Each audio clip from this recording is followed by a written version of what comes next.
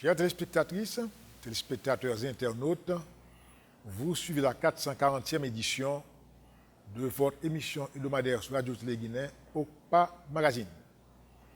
OCPA Magazine, c'est l'émission de l'ordre des comptables professionnels agréés d'Haïti qui vous renseigne sur la comptabilité, l'audit, la fiscalité, la finance, les finances publiques, l'éthique, les nouvelles technologies de l'information et de la communication. L'émission qui passe chaque mardi à 10h PM sur Télé-Guinée, reprise mercredi à 10h AM. Et pour les internautes, ils peuvent naviguer sur le www.rtghaiti.com. À cette 440e de la série, nous avons retenu pour thème la chambre financière de la Cour supérieure des comptes et du contentieux administratif, fonctionnement et contrainte.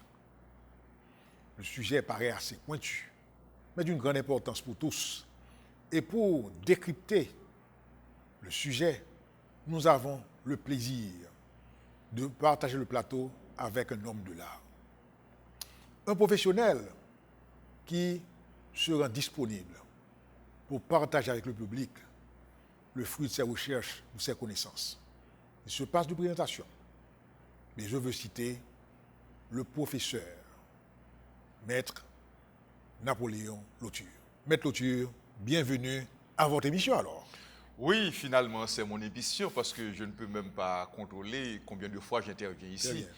Et à chaque fois que j'interviens ici, c'est toujours un véritable plaisir et un honneur. Car c'est un espace qui me permet quand même, qui m'offre la possibilité, l'opportunité de partager avec l'auditoire de la radio Télé-Guinée mes réflexions, mes recherches, ma compréhension en ce qui a trait au droit. Et tout ce que je vais dire, je vais le dire à la lumière du droit, à la lumière de tout ce que prévoit, de tout ce que dit, qui se trouve dans le système juridique haïtien. Merci encore une fois pour votre disponibilité. On prend une pause, on vous revient.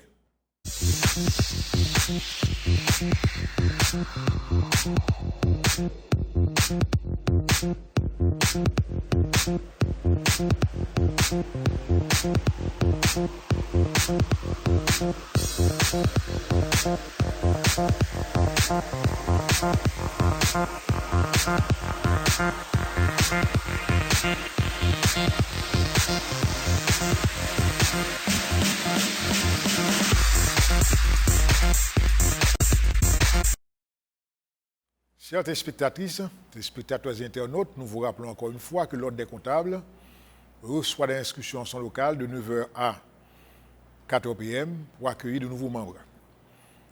Et il y a des cours de coaching ou des cours de préparation qui sont organisés pour ceux qui voudraient incorporer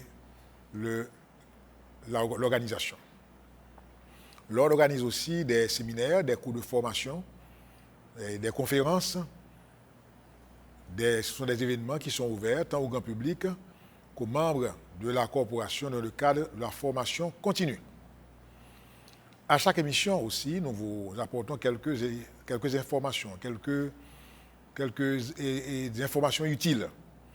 Et nous vous rappelons que selon l'article 161 du décret du 29 septembre 2005 relatif à l'impôt sur le revenu, eh bien, toute compagnie maritime ou aérienne établie en Haïti doit avoir une comptabilité spéciale pour la branche exploitée en Haïti. Donc, c'est une disposition du décret de 2005. L'émission du jour a comme intitulé « La chambre financière de la Cour supérieure des comptes et du contentieux administratif, fonctionnement et contrainte ». Au cours de la première partie, de la première émission, nous avons eu, encore avec Maître Lauture, On en avait envisagé la Cour des comptes, la Chambre administrative. Donc cette seconde émission, eh bien, va se dérouler sur la Chambre financière. Eh bien, avant de démarrer l'émission, nous allons demander une clarification à M. Lauture, à savoir, la Cour supérieure des comptes, M. Lauture, est régie par le décret du 23 novembre 2005. Mais il y a dans toutes nos dispositions de loi, toutes nos lois et décrets, une clause collaborative disant que cette loi ou disposition de loi, ce décret ou disposition de décret, abroge toute loi ou disposition de loi qui lui sont contraires. Est-ce que ceci ne rend pas, je dirais, très complexe, je dirais, la recherche en Haïti, lorsqu'il s'agit de déterminer la loi qui régit, la réglementation qui régit vraiment un domaine d'activité en Haïti? Et alors maintenant, je dois dire que, d'entrée de jeu, que la Cour des comptes fonctionne à partir de... est à califourchon sur 2 décrets. Le décret du 4 novembre 1983 portant son organisation et son fonctionnement et le décret du 23 novembre 2005. Il en est ainsi parce que la transformation de la procédure administrative et contentieux administrative et financière qui a été prévue en 2006 par l'administration Boniface Latortue, alors dans le décret du 23 novembre 2005, il n'a pas été tracé la procédure portant la saisine de la Cour, alors que cette procédure est tracée dans le décret du 4 novembre 1983. Donc c'est la raison pour laquelle la Cour fonctionne à partir de ces 2 décrets, donc cumulés. Donc le décret du 4 novembre 1983 et le décret du 23 novembre 2005. Alors un décret qui apporte pas mal d'innovations. Et effectivement, et comme tu viens de le dire, à la fin de tout texte de loi, de tout texte normatif, je préfère ce terme, en Haïti, on a toujours tout décret, cette loi abroge tout décret loi, ainsi de suite. Alors c'est une rituel. Comment dirais-je, on dit toujours ça. On dit toujours ça à la fin de tout texte normatif. Alors que quand on dit par exemple, ce décret abroge tout décret loi, toute loi, par exemple. Maintenant, cette disposition, d'accord, est en contravention avec un principe préconisé, ça s'appelle belle lurette, par un professeur autrichien qui s'appelle Hans Kelsen, qui a développé pour nous, alors dans sa conception juridique, de tout système juridique, et le principe de la hiérarchie des normes. Autrement dit, et là, il prévoit dans sa conception une norme supérieure et une norme inférieure, et que la norme inférieure tire sa validité à partir de la norme supérieure. Donc, c'est qu'une telle disposition, quand on met ça à la fin de texte de loi, donc ça viole le principe, ce principe-là, le principe de la hiérarchie des normes. Alors, c'est que nous sommes toujours en contravention avec le respect de ce fameux principe, puisque je crois que l'organisation judiciaire haïtienne a été réalisée par la loi de 1963, si ma mémoire est bonne, et qu'en 1995, on a pris un décret qui a modifié cette loi. Donc, c'est que nous sommes toujours en contravention avec ce fameux principe, le principe de la hiérarchie des normes. Parfait. Donc, c'est ça la situation. Maître Lauture veut faire un petit rappel des 2 chambres de la Cour des comptes, à savoir chambre administrative et chambre financière, de façon à ce qu'on puisse voir la relation entre les deux et le rôle éminemment important de la Cour des comptes. Alors, quand on parle de la chambre des affaires administratives et la chambre des affaires financières, il s'agit de 2 attributions de la Cour matérialisées par 2 organes distincts. Comme nous l'avons dit la fois dernière, la Chambre des affaires administratives a pour but quand même de juger les conflits opposant les personnes publiques entre elles et les personnes publiques, l'État et les particuliers.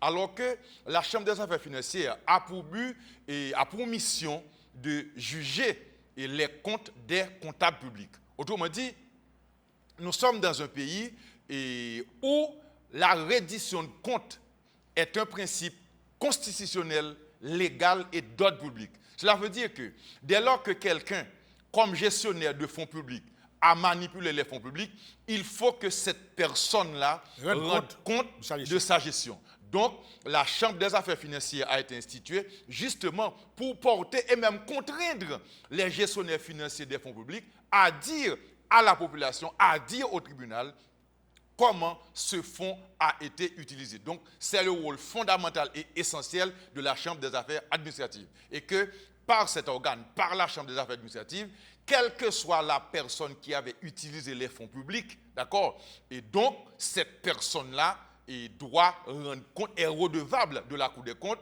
et que la Cour des comptes, par le biais de la Chambre des affaires financières, incite, contraint cette personne-là à dire comment le montant qui lui a été donné, qui a été alloué à son institution, comment ce montant a été utilisé, justement, avec toutes les conséquences que cela suppose, puisque le jugement des comptes peut déboucher sur l'engagement de la responsabilité du gestionnaire public. Donc, supposons que la personne si la personne a bien jugé, pas de problème, mais si la personne a mal jugé les fonds publics, elle a mal utilisé les fonds publics, eh bien, elle peut quand même écoper un arrêt de débat. Donc, de cette manière, sa responsabilité pécuniaire et personnelle est engagée. Très bien.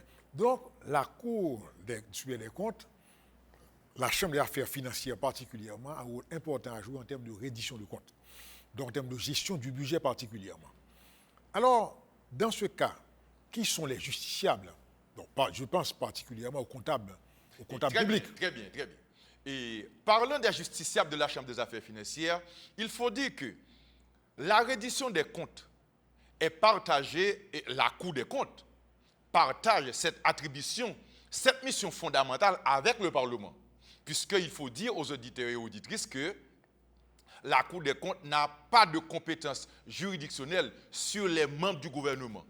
Et conformément à l'article 233 de la Constitution de 1987, qui est en vigueur, eh bien, c'est le Parlement qui est là pour juger, d'accord, la gestion des membres du gouvernement. Autrement dit, c'est le Parlement qui a pour mission de donner des charges aux membres du gouvernement. Cela signifie que la Cour des comptes n'a aucune compétence juridictionnelle pour juger les comptes des ministres. Maintenant, la Cour est là, a pour mission pour juger, par exemple, les autres ordonnateurs qui ne sont pas membres du gouvernement, par exemple les directeurs, l'ensemble des directeurs des organisations autonomes. Donc c'est la Cour des comptes qui juge le compte de gestion de ces derniers. Et ensuite, il y a les comptables publics, c'est-à-dire des gens qui avaient pour mission, qui est investi de la mission de payer, d'exécuter les dépenses ordonnées par l'ordonnateur. D'accord? Donc c'est la Cour des comptes juge les comptes des comptables publics. Et ensuite, il y a ce qu'on appelle les comptables de fait, la gestion des faits. Là, quand on entend par gestion de fait, et alors cette gestion englobe des personnes qui s'immiscent dans le maniement des fonds publics, alors que cette personne-là n'avait pas cette capacité au regard de la loi de la comptabilité publique haïtienne. Donc, c'est ce qu'on appelle gestion des faits. Et en matière de gestion des faits, la compétence juridictionnelle de la Cour est illimitée. Autrement dit, l'exception qui fait que la Cour des comptes n'a pas de compétence juridictionnelle sur les membres du gouvernement, c'est dans la mesure où les membres du gouvernement ne s'étaient pas s'immiscer dans le maniement des fonds publics. À partir du moment où par exemple, les membres du gouvernement s'immiscent dans le maniement des fonds publics, eh bien, la Cour des comptes va les déclarer comptables de fait. Et à ce moment-là, la Cour des comptes va retenir sa compétence juridictionnelle pour juger leur gestion. Donc, cette exception tombe. Donc, c'est-à-dire, en principe, les membres du gouvernement, constitutionnellement, ne sont pas comptables de leur gestion vis-à-vis de la Cour des comptes, mais c'est dans la mesure où ces membres du gouvernement ne se sont pas immiscés de façon de fait dans le maniement des fonds publics. Dès lors qu'ils manipulent les fonds publics alors qu'ils n'avaient pas cette compétence, et bien à ce moment-là, la Cour va les déclarer comptables de fait et la Cour va retenir sa compétence juridictionnelle et pour juger les gestions dans cette circonstance. Très bien. Alors, Maître Loture, en ce qui a été aux membres du gouvernement, en particulier les ministres, ils sont redevables devant le Parlement. mais sur la base de la loi de règlement, qui est pratiquement une loi que l'on soumet au Parlement de façon à ce que l'on se rende compte de l'exécution du budget. Oui, c'est bien ça. C'est tout rappel. C'est bien ça, c'est bien ça. Donc, lorsqu'on parle de la loi de règlement, c'est un thème technique. C'est une loi de finances. C'est une loi de finances, à partir de la loi de finances initiale, loi de rectificative, il y a la loi de règlement. Très bien. La loi de règlement, je l'appelle ça la loi bilan. C'est à partir de la loi de règlement que les parlementaires vont savoir comment le budget a été exécuté. Donc, maintenant, pour voter la nouvelle loi budgétaire, eh bien, c'est à partir du vote de la loi de règlement. C'est à cette phase, au cours du vote de la loi de règlement, qui va permettre au Parlement de savoir comment le budget a été exécuté. Maintenant que les membres du gouvernement peuvent être sanctionnés. Autrement dit, au moment de ce vote, si le Parlement s'aperçoit qu'il y avait gabegie administrative, acte de corruption, détournement de fonds, eh bien, la Cour et le Parlement doivent rendre un arrêt de débat contre les membres du gouvernement. Et à ce moment-là, le dossier va suivre son cours après le prononcé de cet arrêt. Mais je dois vous dire, jusqu'à présent, je ne connais pas, à ma connaissance, je ne suis pas au courant qu'il y a, par exemple, un arrêt, à un certain moment de la durée, au cours d'une année, que la loi de règlement a été votée par le Parlement. Très bien, parfait. Alors là, ça voudrait dire qu'au niveau de la loi de règlement, dans son processus, la Cour des comptes intervient également. Alors, lorsque nous parlons de la loi de règlement, et le vote de la loi de règlement, le Parlement va voter cette loi à partir d'un ensemble d'informations qu'il avait reçues. D'où proviennent ces informations? Il y a par exemple l'inspection générale des finances, qui réalise un travail interne, d'accord, matérialisé dans une sorte, qui est l'expression d'une sorte d'auto-administration. Autrement dit, c'est un contrôle exercé par l'administration sur elle-même. IGF fait ça. Et ensuite, il y a par exemple les informations qui sont fournies à la Chambre, disons au Parlement, par la Chambre bicamérale. La Chambre bicamérale qui à partir de cette commission, l'exécution quotidienne du budget est parvenue à la connaissance des membres de cette commission. Donc, les membres de cette commission fournissent au Parlement. Et ensuite, il y a le rapport de la Cour des comptes. Donc, c'est à partir de ce triple rapport que le Parlement, au moment du jugement des comptes de gestion des membres du gouvernement, va se faire une idée pour justement qui va lui permettre de voter la loi de règlement. Très bien. Maintenant, nous disons que les justiciables, par devant la Chambre des affaires financières de la Cour des comptes, sont les comptables de droit ou les comptables de fait. Oui, le comptable de droit, le comptable de fait. Et les autres ordonnateurs. Oui, les autres ordonnateurs. Voilà les trois catégories. Très bien. Donc, quand nous parlons de comptable de fait, dès lors que quelqu'un s'immisce dans le maniement des fonds publics, quel que soit le titre, vous êtes obligé de rendre des comptes. Tout à fait.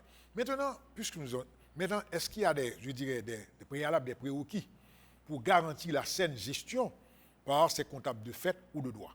Là, on parle d'hypothèque légale. Bon, alors, ce que la loi a prévu, je m'excuse, dès lors que vous allez manipuler les fonds de l'État, les deniers publics, eh bien, selon les dispositions d'une loi datée du 26 août 1870 et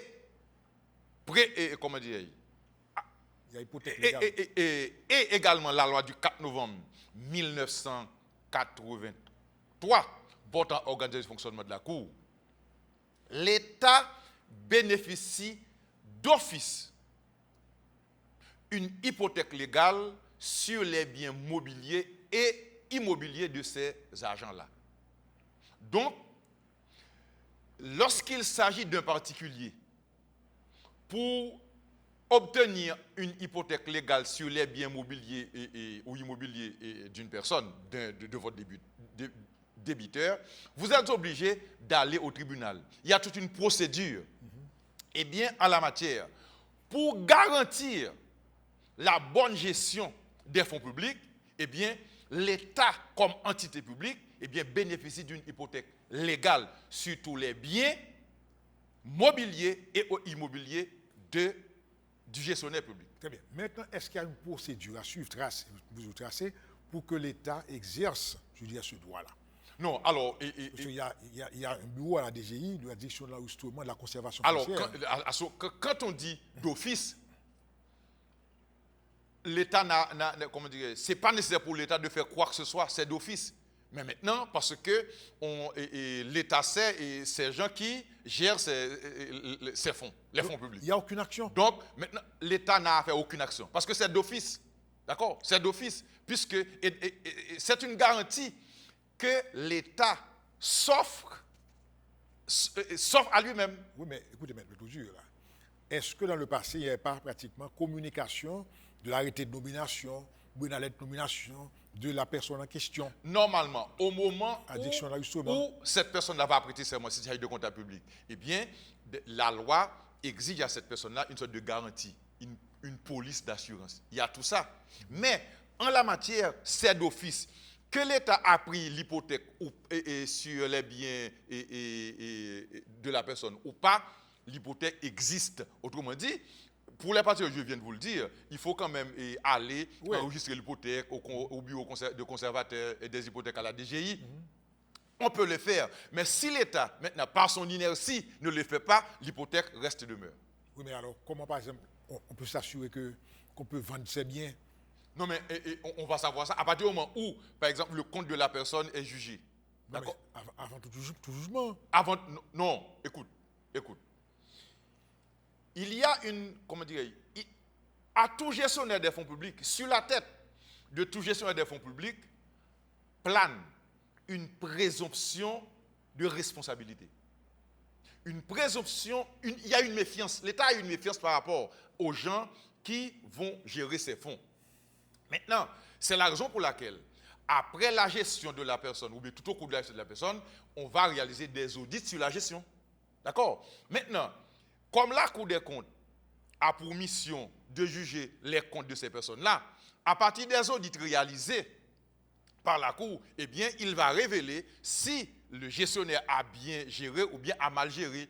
À partir du moment où, maintenant, par le jugement des comptes, il s'est révélé que la personne a mal jugé, eh bien, la Cour des comptes va rendre un arrêt de débet contre cette personne-là, et cet arrêt de débet sera exécuté sur les biens de cette personne-là. Autrement dit, on va procéder à des saisies, à des ventes, tout et tout. Non, là, c'est après. Mais après. Pendant la gestion, je me suis arrangé pour vendre ses biens aussi. Alors, à ce moment-là, si pendant la gestion, maintenant, la personne qui va acquérir ces biens-là, c'est à ses risques et périls. Et les notaires, les acquéreurs doivent savoir, avant de passer une telle transaction à une personne par rapport à ses biens, il faut savoir d'abord si cette personne-là a été gestionnaire des fonds publics. Parce qu'à n'importe quel moment, l'État, si par exemple par la suite, après le jugement du compte de la personne, d'accord, il s'est révélé que la personne a mal jugé, eh bien, l'État pourra procéder à la saisie de ces biens-là. Puisque l'acquisition va être une acquisition mal faite, une acquisition qui a été faite en dehors de la loi. Parce que la loi, l'État a toujours un droit de suite sur les biens des gestionnaires publics qui a été vendu, alors que la gestion de cette personne-là s'avère catastrophique. Alors, une question. Ne pensez-vous pas qu'on devrait avoir une inscription à la conservation des hypothèques particulièrement, de manière à ce que l'État soit informé de la situation de cette personne-là pour éviter que ces biens soient vendus? Oui, et normalement, il fallait que l'État prenne une inscription hypothécaire à la DGI sur les biens de cette personne-là. Très bien. Mais je vous dis, lors même que l'État n'aurait pas pris cette inscription d'office, de par le titre de la personne comme gestionnaire des fonds publics, eh bien, cette inscription existe. Mais quand même, en droit, l'abondance ne nuit pas. L'État peut toujours quand même prendre une inscription hypothécaire sur les biens de cette personne-là, afin que tout le monde soit au courant. Très bien. Alors là, je dis ceci rapidement, parce que il me dit quelqu'un est comptable public, il veut vendre ses biens. Le notaire ne peut pas être informé de ça. Je connais un cas. Oui. Alors là, quand même, il y a la loyauté qui, en dehors de la loyauté, la vie en société n'est pas possible. Il y a la bonne foi. Oui. Normalement, bien entendu, on ne peut pas demander à une personne d'être toujours loyale, parce que l'homme est ce qu'elle est, et ceci sur toute la planète. Mais quand même, et le notaire, lui, et c'est là peut-être la prise de l'inscription hypothécaire sur les biens de la personne à la DG, ça va être importante à ce niveau-là. Parce que le notaire, avant d'accepter la transaction, va se renseigner, va faire des recherches au niveau de la DGI. Maintenant, au moment où il effectue ses recherches, à ce moment-là, il va voir, cette personne-là est assez bien hypothéquée. À ce moment-là, la transaction va être stoppée. Tout à fait, d'accord. Maintenant, nous allons parler des justiciables. Là, cette chambre des affaires financières, elle a une structure aussi. Elle émet des arrêts, des décisions. Mais comment ça se fait? Comment ça fonctionne dans les faits, dans la pratique? Quelle est son organisation? Bon, dans la pratique, la Chambre des affaires financières, c'est une composition de jugement de la Cour. Okay. Maintenant, c'est une composition à caractère collégial. Okay. Collégial, puisque contrairement par exemple au juge de paix, au tribunal de première instance, il y a le principe de l'unicité. Donc c'est le principe collégial. Autrement dit, pour que la Chambre puisse fonctionner, il faut qu'il y ait 3 conseillers. C'est un véritable tribunal, 3 conseillers, dont un président. Ensuite, il y a la partie demanderesse, la partie défenderesse, et il y a toujours l'auditorat qui prend toujours la parole en dernier pour donner sa position par rapport à l'espèce qui est en jugement. Alors, pour que la Chambre des affaires financières puisse fonctionner et juger les comptes d'une personne, il faut d'abord la réalisation des audits. Les audits réalisés par la Cour qui vont se matérialiser dans des rapports fournis par les vérificateurs financiers de la Cour vont constituer l'acte par lequel la Chambre des affaires financières sera saisie. Donc, ce sont les rapports d'audit qui vont saisir, disons, la Chambre des affaires financières. Et c'est peut-être en cette matière, c'est le seul cas où le principe de l'autosaisine existe. Cela signifie, il est un principe en droit procédural haïtien, en droit juridictionnel haïtien, qu'un juge ne peut pas s'autosaisir. Autrement dit, le juge doit être saisi. Donc, il revient à la partie qui s'estime lésée dans ses droits de saisir un tribunal, de saisir un juge. Tandis qu'en matière financière, la Cour peut s'autosaisir. Comment? À n'importe quel moment, la Cour peut estimer qu'il y a lieu d'organiser, par exemple, ou d'auditer telle ou telle institution, et puis on nomme une commission, la commission va réaliser son audit, et puis on va juger le compte de la personne. Donc, c'est le principe d'autosaisine. Ça veut dire que la Cour reçoit des rapports financiers des ordonnateurs, dont les directeurs, c'est-à-dire les directeurs généraux, les comptables publics, les comptables de droit ou de fait, et sur la base de ce rapport-là, la Cour effectue son audit, et si l'audit révèle une irrégularité, soit par négligence, soit pratiquement il y a malversation, à ce moment-là, la Cour s'autosaisit. C'est bien le cas. Exactement. Si par exemple, l'audit a révélé, parce que l'audit consiste en quoi? C'est un contrôle externe a posteriori. C'est-à-dire après l'engagement des dépenses par l'autorité publique, par l'institution. Maintenant, par ces observations-là, à partir des observations réalisées par les vérificateurs de la Cour, eh bien, maintenant, ces observations vont constituer un rapport. Maintenant, ce rapport-là va suivre toute une procédure. Okay. Par exemple, il y a l'auditeur qui va intervenir pour donner son opinion. Il y a, par exemple, le conseiller instructeur. Le président de la Cour va désigner un conseiller instructeur qui va intervenir, qui va donner également son opinion. Et après quoi, l'affaire est en état de recevoir jugement. Et par la suite, on va notifier le gestionnaire en question de la date où l'audience aura lieu pour qu'il puisse venir se défendre par devant la Chambre des affaires financières. Tout à fait. Puisque le justiciable doit se défendre, on prend une pause On vous revient.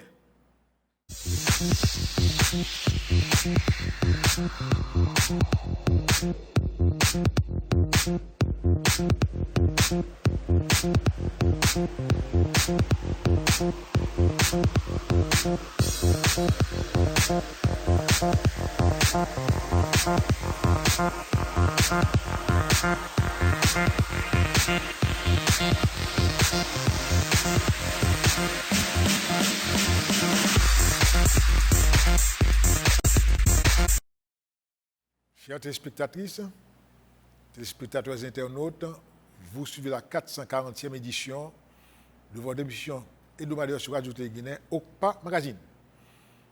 Émission qui a comme intitulé La Chambre financière de la Cour des comptes, fonctionnement et contraintes. Notre invité, Maître Napoléon Louture. Sans désemparer, nous allons voir avec Louture. Nous avons déjà vu les justiciables, les types des relations entre les justiciables et le trésor public, l'État. Autrement dit, tous les biens des comptables publics, ordonnateurs, relevant des organismes autonomes, publics, etc., mis à part les membres du cabinet, eh bien, ces gens, ça relève de la Cour supérieure des comptes et du conseil administratif, particulièrement la Chambre des affaires financières. Maintenant, puisque nous parlons d'organisation, nous parlons de type de relation, eh bien, avant la pause, eh bien, on disait que les comptables publics, les ordonnateurs, sont dans l'obligation de soumettre des rapports réguliers à la Cour des comptes, de manière à préparer leur audit. C'est bien ça. Préparer leur demande de décharge. Oui, dans l'ordre normal des choses, normalement, les gestionnaires des fonds publics ont pour obligation de soumettre son rapport de gestion, son rapport financier à la Cour. De façon périodique. Voilà. Mais maintenant, ça ne veut pas dire pour autant que la Cour va s'en tenir à ce rapport-là, d'accord, va être d'accord avec cela. Non. Maintenant, l'importance d'une telle démarche permet à la Cour d'avoir une idée pas préalable. Si jamais, après avoir pris connaissance de ce rapport, les vérificateurs de la Cour estiment qu'il y a lieu, par exemple, d'approfondir ce rapport-là à partir des observations, à ce moment-là, les vérificateurs vont se rendre, disons, à l'institution et même à l'extérieur pour essayer de retrouver les faits d'audit qui sont de manière à contredire le rapport, ou bien il peut se révéler que ces faits-là vont quand même dans le sens du rapport. Mais normalement, si les gestionnaires des fonds publics maintenant soumettent leur rapport régulièrement à la Cour, ça va faciliter les travaux de la Cour. Tout à fait, tout à fait. Maintenant, puisque nous parlons d'organisation, il y a, ce qu'on appelle une cellule d'instruction et de vérification, telle que, surtout dans le texte de 2005. Est-ce que cette cellule fonctionne effectivement? Parce que je vois qu'on parle d'enquêteurs et qui sont assermentés, dont la fonction est garantie, etc. Et il y a même le serment à prononcer avant d'entrer en fonction. Est-ce que ça fonctionne vraiment? Et alors, jusqu'à présent, et c'est la raison pour laquelle la Cour fonctionne est à Calais-Fauchon sur ces deux décrets, 4 novembre 1983 et 23 novembre 2005. Donc, autrement dit, ce décret est appliqué de façon partielle. Toutes les prévisions de ce décret, comment dire, ne sont pas respectées parce qu'on n'a pas encore créé cette cellule d'instruction. Alors, et maintenant, ce sont les vérificateurs financiers, d'accord, qui existaient antérieurement, qui jouent ce rôle-là, ce rôle d'instruction. Puisque lorsque nous parlons d'instruction, ce sont des gens qui sont là pour aller chercher les informations, aller recueillir les informations, aller faire des observations au fin de permettre à la Chambre des affaires financières de remplir son rôle. Donc jusqu'à présent, et peut-être que le nom diffère, mais la fonction reste demeure, et la fonction est remplie par les vérificateurs financiers de la Cour. Et on les appelle, et ce sont les gens qui sont attachés, et des fonctionnaires qui sont attachés à une cellule qu'on appelle appuyement des comptes. d'accord, mais qui joue le même rôle et assigné à La cellule d'instruction. d'instruction et de vérification. Ça fonctionne. Très bien. Maintenant, voyons les décisions prises par la Chambre des affaires financières. Les décisions sont pratiquement, on appelle ça des arrêts. Quelle est la force exécutoire des arrêts de la Cour des comptes en cette matière? Alors, dans le cadre du jugement des comptes des comptables publics, Hein. d'accord, la Chambre des affaires financières peut rendre deux types d'arrêts. Il y a le premier type d'arrêt, c'est ce qu'on appelle arrêt de quitus, bien de décharge, communément appelé. Donc, par cet arrêt, donc, la Cour dit que estime au regard de la loi, au regard de l'instruction, au regard des faits, après l'audition de la personne en question, que cette personne-là a bien géré.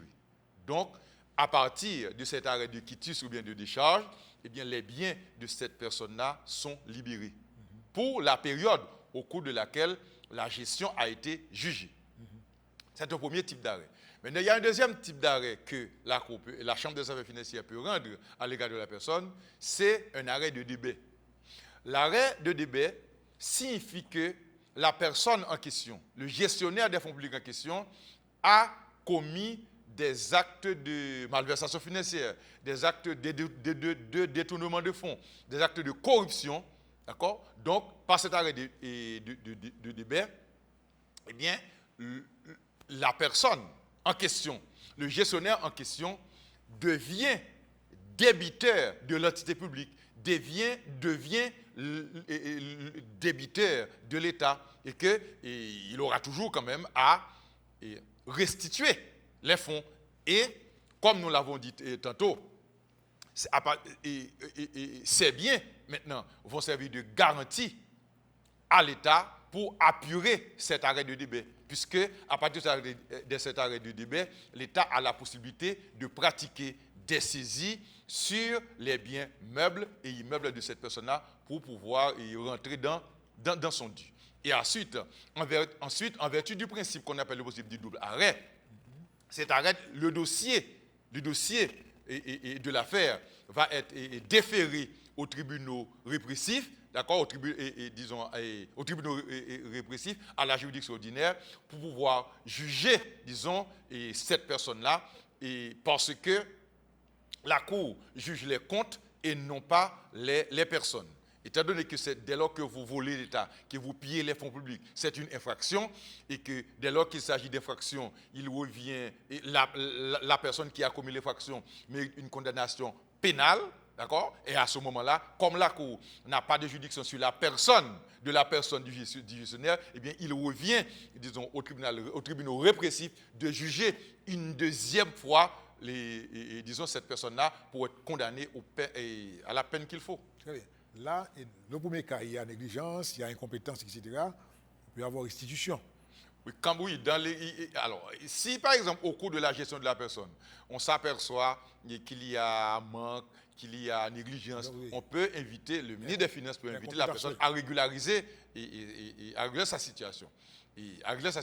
Mais maintenant, si on est à la phase du jugement du compte de la personne, on s'aperçoit que la personne a volé, a pillé des documents de fonds, et bien à ce moment-là, cette personne, ce gestionnaire va écoper un arrêt de débet qui va prendre la trajectoire dont je viens de te parler. Donc ça va avoir un aspect pénal aussi. Exact, aspect pénal, oui, la personne doit être jugée puisque c'est une infraction. Par exemple, il ne faut pas voler l'État. Même si on a toujours dit que voler l'État n'est pas voler, mais voler l'État, c'est le vol. D'accord? Et dès lors que vous volez l'État, vous commettez des actes de détournement de fonds, de malversation, c'est ce qu'on appelle la criminalité financière. Ce sont des infractions, et bien comme je viens de le dire, et que la Cour n'a pas une compétence infractionnelle, juridictionnelle en matière d'infraction, donc puisque l'infraction va entraîner une peine, une punition physique de la personne, et que la Cour n'a pas cette compétence, eh bien, le dossier de l'affaire est déféré devant les juridictions répressives de droit commun pour que la personne puisse être jugée une deuxième fois et pour aller en prison, au cas échéant. Maintenant, est-ce qu'il y a un délai? Pas vrai? Bon, là, quelle est la procédure d'exécution des arrêts de la Cour?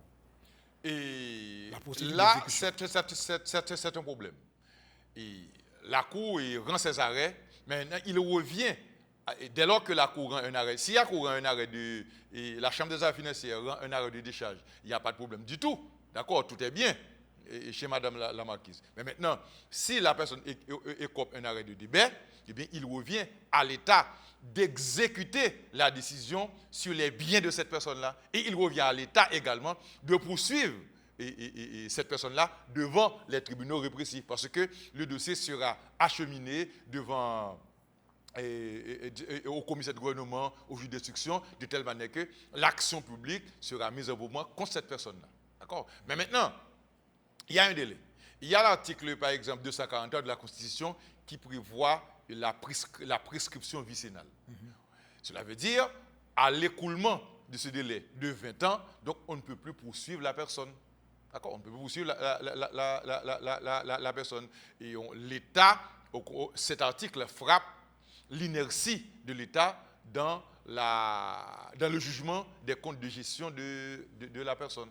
Autrement dit, aussi longtemps qu'il n'y a pas eu un arrêt de la Cour, soit de décharge, soit de débat, bon, décharge pas, c'est regarde soi, c'est souhaitable. Donc, cette personne-là ne peut pas vendre ses biens. Aussi simple que ça. Donc, voilà pourquoi il y a pas mal de citoyens qui avaient servi l'État comme ministre, surtout comme ministre en toute loyauté, et qui, jusqu'à présent, leur gestion n'a pas été jugée. Donc ça, c'est un grave problème. Et maintenant, il faut dire que la Cour des comptes fait beaucoup d'efforts, d'accord, pour juger le compte des gestionnaires publics au fin de libérer leurs biens ou bien d'engager leurs responsabilités pécuniaires, personnelles et financières devant les entités publiques. Donc, mais il faut dire qu'il y a beaucoup de ministres, d'anciens ministres. J'ai un ami là qui a servi l'État depuis sous l'administration de Trouillot. Jusqu'à présent, sa gestion n'a pas été jugée par le Parlement. Donc, c'est ce que notre ancien bâtonnier d'Orval appelle mort civile. Parce que, à supposer que la personne ait un enfant, et son épouse qui est malade. Ouais. Il faut une intervention chirurgicale. OK?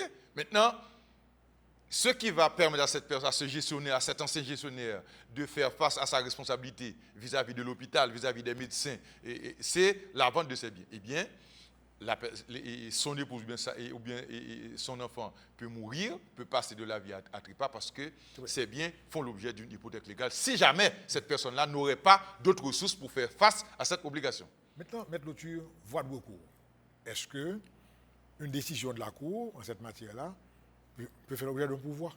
Oui, je l'avais déjà dit, et peut-être dans la dernière émission, c'est que selon les dispositions de l'article 200.3 de la Constitution, les arrêts de la Cour ne peuvent faire l'objet de recours sauf pouvoir en cassation. Cela veut dire que ce soit en matière financière, que ce soit en matière administrative, dès lors que la personne contre laquelle l'arrêt a été rendu, donc, il n'est pas satisfait de la décision, eh bien, elle peut toujours...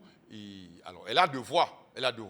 En principe, elle peut saisir, exercer un pouvoir devant la Cour de cassation. Mais également, dépendamment des faits qui nous retrouvent par son adhésion, des motifs qui nous retrouvent par son adhésion, elle peut exercer un recours en révision devant la Cour elle-même. Donc, il y a deux voies de recours. Et alors, il y a la voie de recours exceptionnelle, qui est la saisine de la Cour, qui est la saisine de la Chambre de révision de la Cour, et le pouvoir en cassation que le justiciable peut exercer devant la Cour de cassation. Très bien. Puisque nous parlons de la Chambre des affaires financières, nous parlons de décharge, de demande de décharge des fonctionnaires publics, ceux qui occupent les postes de directeurs généraux, de comptables publics, de droit ou de fait. Donc la Cour doit être très sollicitée, être une bouche bourdonnante. Donc l'Assemblée doit voir aussi les contraintes de la Cour, parce qu'il y a un empêchement, je dirais, très sérieux, puisqu'on parle d'hypothèque légale sur les biens des comptables publics, des ordonnateurs, et ce qui ne permet pas à ces gens-là de transiger vu que leur gestion doit être approuvée par la Cour des comptes. Donc, Maître Clôture, dans ce cas, quelles sont les principales contraintes de cette Alors, chambre Maître Payan, financière? c'est l'occasion de dire que la culture de reddition de comptes est presque absente chez nous. Nous n'avons pas cette mentalité de rendre des comptes. Mais c'est pénalisant, il faut le connaître. Très, et malheureusement pour nous. C'est que on sait qu'on a été gestionnaire des fonds publics quand on va candidater, quand on va poser sa candidature pour un poste électif.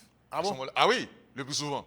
On sait ça. À ce moment-là, vous allez voir les gens et les anciens gestionnaires de fonds publics déambuler devant la cour à longueur de journée. Donc à ce moment-là, on travaille tout le temps en permanence. En période électorale, oui. C'est à ce moment-là que la personne sait, ah oui, pour poser ma candidature, il faut que j'ai, comme j'ai été fonctionnaire de fonds publics, il faut que j'ai des chats, il faut que ma compte soit juste. C'est à ce moment-là qu'on se rend compte qu'on a été gestionnaire de fonds publics. C'est pour vous dire qu'on n'a pas cette mentalité. Et ensuite, vous avez bien dit, il y a par exemple la rotation des fonctionnaires au sein de nos différentes entités publiques. Très bien. Et bien à ce moment-là, des fois, les informations, étant donné que le gestionnaire public ne prend pas l'habitude de soumettre son rapport de gestion régulièrement à la Cour, c'est la Cour qui va réaliser, disons, l'audit au fait d'avoir le rapport sur la gestion de cette personne-là.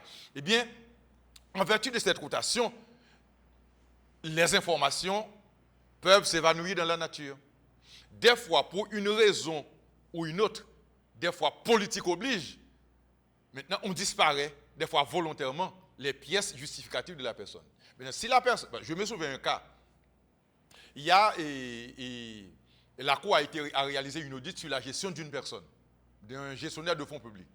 Maintenant, la gestion a été négative. Autrement dit, l'audit a révélé des anomalies significatives, des irrégularités quant à la gestion de cette personne. Mais heureusement, cette personne-là avait un esprit de discernement. Il avait conservé toutes ces pièces. Et par la suite, la Cour n'avait pas retrouvé les pièces à l'institution, mais étant donné que les pièces justificatives ont été conservées par cette personne-là, eh bien, on a jugé le compte de la personne et elle a eu quand même un arrêt de décharge. D'accord? Mais maintenant, des fois, il y a des gestionnaires qui ne se souviennent pas, qui ne pensent pas à conserver les pièces, à savoir les pièces personnellement, à conserver les pièces justificatives, et à ce moment-là, quand la Cour va sur les lieux où la personne a exercé sa mission, eh bien, on ne doit pas trouver on ne doit pas trouver les pièces. À ce moment-là, il y a carence. Donc, et que les biens de cette personne-là restent toujours, font toujours l'objet de l'hypothèque légale en faveur de l'État. C'est peut-être bien malheureux. Alors, M. Padin, il faut dire une chose. Il y a une structure permanente, toute administration publique. On devait conseiller la documentation comptable et juridique pour rendre compte à tout le monde de la durée. Alors, je ne vais pas faire de personnalité. Je connais une institution où la Cour a été réalisée un audit. On sait toutes les pièces justificatives se trouvaient à ciel ouvert. Donc, puis, il y a d'appui, donc on ne pouvait pas retrouver les informations. Voilà le problème. Donc, il faut quand même faire appel aux gens de l'administration publique, aux fonctionnaires, d'avoir une conscience citoyenne. Autrement dit, l'administration en soi n'est pas votre administration. Quand vous êtes administrateur, vous êtes fonctionnaire, vous êtes au service de l'État, vous êtes au service de la communauté, vous êtes au service de tous les citoyens, vous êtes au service de vos frères et sœurs. Donc, si maintenant, vous êtes nommé à un poste, et que dans ce poste, il y avait une autre personne, eh bien, autant que possible, conservez l'archive de cette personne-là. Parce qu'au moment opportun, quand la Cour va venir, elle va besoin de cette pièce-là pour pouvoir juger le compte de la personne. Bon, vous faites du mal quand vous négligez la conservation de ces pièces-là, ou du moins, consciemment, vous jetez ces pièces-là dans les poubelles, ou bien vous occasionnez leur disparition. Donc, c'est très, très, très, très, très mauvais. Donc, vous causez du tort à l'ancien gestionnaire. Donc, voilà pourquoi je fais appel personnellement à la conscience citoyenne de tous les gestionnaires et de l'administration publique haïtienne, surtout à l'égard de ceux qui gèrent les fonds publics, parce que sans, par exemple, les pièces justificatives, la Cour ne peut pas remplir sa mission. Très bien. Maintenant, nous parlons de contraintes. Et nous avons 10, il y a 10 conseillers à la Cour des comptes. Il y a 10 conseillers, c'est bien ça? Oui, il y a 10 conseillers. 10 conseillers. Maintenant, nous parlons aussi de formation collégiale. Oui, lorsque la Cour va siéger, il y a quand même une formation collégiale, que ce soit en matière administrative, que ce soit en matière financière. Oui, nous parlons aussi de cellules d'instruction et de oui, il y a une cellule d'instruction. Mais maintenant, le nombre de personnes, le nombre de gens, est-ce que ceci est suffisant? Les moyens qui sont mis à la disposition de la Cour, est-ce qu'ils sont, je dirais, suffisants pour que la Cour puisse remplir aussi ce rôle tant important pour la société? Très bien. Et je pense que la Cour fait face à des contraintes. Alors, une telle question en ce qui a trait aux contraintes budgétaires de la Cour, peut-être qu'il revient, par exemple, à un conseiller ou bien au conseiller de répondre à cette question. Oui. Mais ce que je sais, c'est que pour que la Cour soit en mesure de remplir sa mission, il faut qu'il y ait des moyens. Parce que réaliser un audit, ça coûte. Ça coûte. Et des fois, la Cour peut ne pas avoir, et ça arrive dans tous les pays du monde, et des fois, l'institution supérieure de contrôle n'a pas à sa disposition tous les experts ou bien experts nécessaires pour réaliser sa mission. Des fois, il faut recruter, engager des gens provenant de l'extérieur. Et maintenant, cette personne-là que vous engagez, il y a un coût. Donc, la Cour n'a pas toute l'expertise pour réaliser, toute la compétence nécessaire, toutes les ressources nécessaires pour réaliser sa mission. Donc, à mon avis, il faut que la Cour ait beaucoup de moyens, et des moyens et en termes financiers et en termes de ressources humaines pour accomplir sa mission. Et je viens de vous dire, ceci est tellement vrai, actuellement, on est en train de réaliser des formations pour 26 cadres que la Cour vient de recruter. Donc, il faut qu'il y ait du sang neuf. Donc, quand même, et ce qui est important, il faut que la Cour, effectivement, a beaucoup de moyens pour remplir sa mission. Mais dans l'état actuel des choses, professeur Louture, dernier mot, la Cour ne peut pas être proactive aussi pour porter les gestionnaires, les comptables publics, à avoir des rapports, soumettre des rapports de façon régulière à la Cour des comptes pour faciliter aussi les décisions de la Cour et particulièrement obtenir leur décharge en temps et lieu. Oui, la Cour est proactive, mais je vous dis que la charge est vraiment lourde. Oui. Est vraiment lourde, et puisque la Cour, tout est centré sur la Cour. Donc, ce qui fait que, des fois, la Cour procède de manière sélective, d'accord, à réaliser sa mission. Mais quand même, les gestionnaires peuvent aider peuvent faciliter la Cour dans le cadre de ses missions en donnant régulièrement à la Cour un rapport sur leur gestion. Très bien. Ainsi prend fin la 440e édition de la série. Nous disons un grand merci au professeur Louture pour sa disponibilité. Et à vous, nous disons à bientôt. On sert la République. Il faut rendre compte.